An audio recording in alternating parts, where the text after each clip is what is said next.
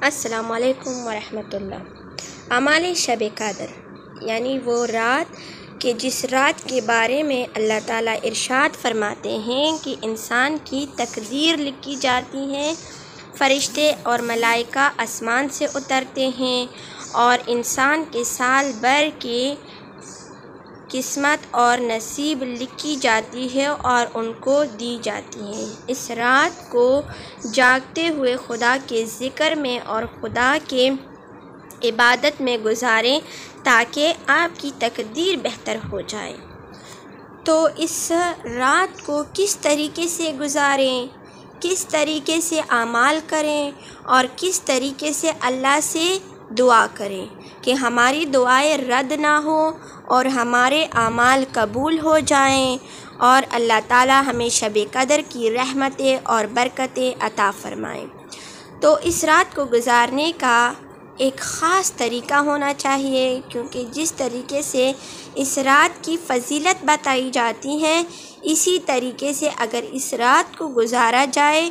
تو اس رات کی یہ فضیلتیں، رحمتیں اور برکتیں ہم پر نازل ہوتی ہیں اور ہمیں عطا ہوتی ہیں۔ تو سب سے پہلے تو اس رات کے جو اعمال ہیں اس میں غسل کرنا چاہیے، انسان پاک و پاکیزہ ہونا چاہیے اور وہ غسل مغرب کے قریب ہو تاکہ نماز مغرب کو بھی اسی غسل کے ساتھ ادا کیا جائے۔ باوضو ہو کر قبلہ رخ بیٹھیں، اگر مجمع میں نماز پڑھنا ہے، عبادت کرنا ہے تو بھی خشوع و خضوع کے ساتھ، اور اگر اکیلے میں کرنا ہے تو بھی خشوع و خضوع کے ساتھ۔ آنکھوں میں آنسو ہونے چاہیے اور شرمسار اور اپنے گناہوں کو سامنے رکھتے ہوئے اللہ سے سب سے پہلے اپنے گناہوں کی توبہ مانگنی چاہیے، کیونکہ ہمارے گناہیں ہی ہیں کہ جو ہم پر ایک پردہ بنا دیتی ہیں کہ جس کے وجہ سے، جس پردے سے ہم پر اوپر سے جو رحمتیں اور برکتیں نازل ہوتی ہیں، اللہ کی طرف سے جو نعمتیں ہم پر نازل ہوتی ہیں وہ ہم سے رک جاتی ہیں۔ اگر آپ مجمع میں اجتماعی طور پر دعا مانگتے ہیں تو اللہ سے اپنا ایک رابطہ قائم کریں، اللہ کے سامنے اپنے گناہوں کو رکھ کے مجمع کے اندر ہی اپنا تعلق اپنے رب سے بنائیں۔ جس طریقے سے حضرت موسیٰ علیہ السلام کے دور میں حضرت موسیٰ علیہ السلام جب نماز استسقاء کر رہے تھے، کیونکہ بارش نازل نہیں ہو رہی تھی، تو 3 دن حضرت موسیٰ علیہ السلام نے پوری قوم کے ساتھ نماز استسقاء کی اور دعا کی، لیکن باران رحمت نازل نہ ہوئی۔ تو حضرت موسیٰ علیہ السلام نے اللہ سے فریاد کیا، اے اللہ، میں تو کلیم اللہ ہوں اور اتنا مجمع جمع ہے، ہم نے 3 دن نماز استسقاء کیا،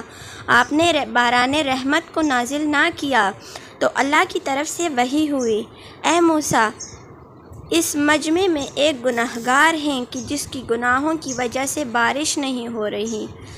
مجمع میں آپ فرمائیں کہ جو بھی گناہگار ہے وہ اٹھ جائے تو بارش ہو جائے گی۔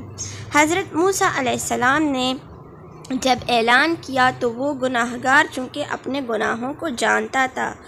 اس نے اپنا رابطہ اللہ سے قائم کیا، اے اللہ، میں گناہ کرتا تھا، آپ پردے ڈالتے تھے، آپ نے مجھ پر بہت احسان کیا، آپ نے بہت پردے ڈالے ہیں، لیکن ابھی اگر آپ مجھ سے پردہ اٹھا لیں گے اور میں ان لوگوں کے سامنے اگر اٹھ جاؤں تو میری عزت خراب ہو جائے گی، اے باری تعالیٰ میری عزت رکھیے۔ تو اسی وقت نہ کوئی اٹھا، نہ کچھ ہوا، بارش شروع ہو گئی۔ تو حضرت موسیٰ علیہ السلام نے اپنے رب سے رابطہ قائم کیا اور کہا، یا اللہ، نہ ہی کوئی مجمع سے اٹھا ہے اور نہ ہی کچھ اور ہوا ہے، بارش کہاں سے ہوئی؟ تو اللہ نے وحی کی، اے موسیٰ،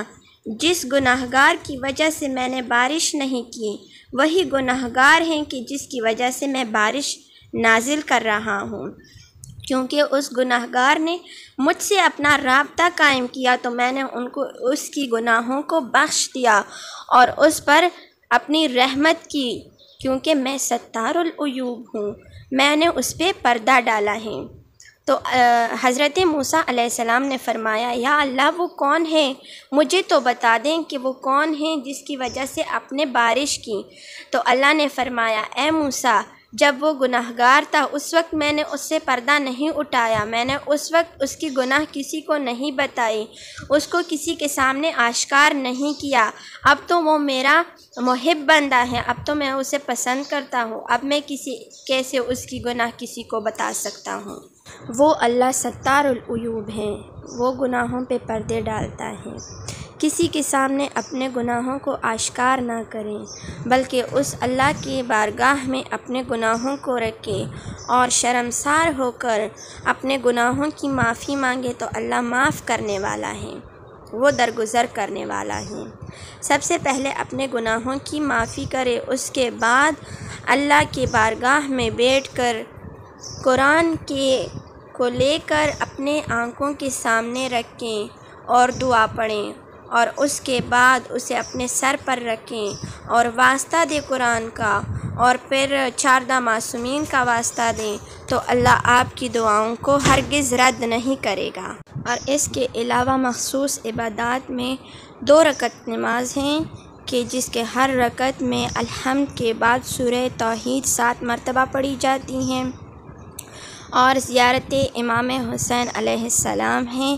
کہ جس کی بہت تاکید کی گئی ہیں، اور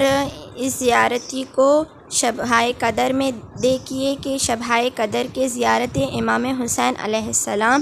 کو پڑھیں، اور اس کے علاوہ اپنے لیے دعائیں کریں، مناجات کریں کہ یا اللہ ہمارے گناہوں کو آج شب قدر کی برکتوں سے ختم فرما اور ہمیں اپنے برگزیدہ بندگانوں میں شمار فرما، آمین یا رب العالمین۔ اللہ حافظ۔